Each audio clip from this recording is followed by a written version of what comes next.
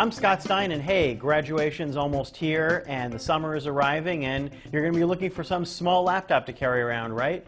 Well, that's what a lot of computer manufacturers are hoping for. That's what Ultrabooks are designed for. And one of the Ultrabooks that we did not get a look at until recently is the Samsung Series 5 Ultra. This is a more affordable version of the Samsung Series 9, that really fancy MacBook Air type of competitor that was really expensive that came out last year.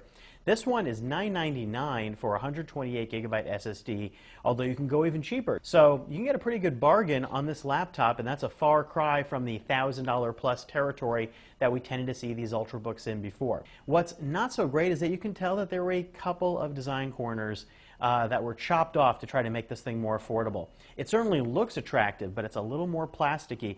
It's certainly not the sleek blade design that's all metal that you see in a MacBook Air.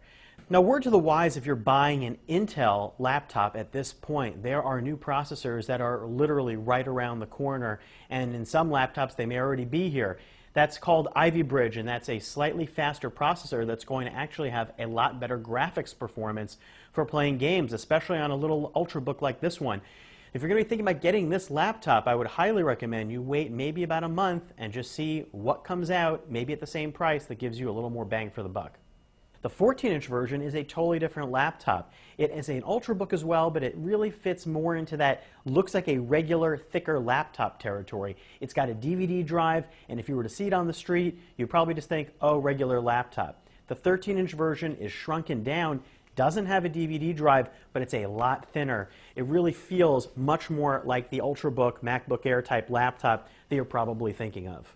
Now, Ultrabook's a marketing term. What it really means is that you're looking at a thin laptop here, 13 inches, and no optical drive. You're getting a low voltage processor that's still really zippy, an Intel Core i5 in this case, 4 gigs of RAM and 128GB SSD.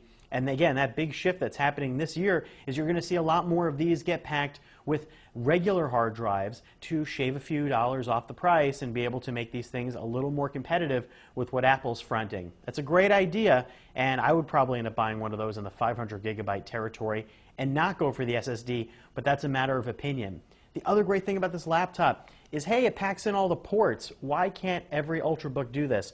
You've got your USB, you've got USB 3.0, SD card slot, HDMI, and Ethernet port on the side. They're all here. It's effortless. Every laptop should have that. It's a no-brainer. As far as this one goes, it's a very good laptop with a disappointing battery life and a feel that is a little more plasticky than I'd like. Still, you might want to check one out and see if you can get one at a good price. I'm Scott Stein, and that's a look at the Samsung Series 5 Ultra.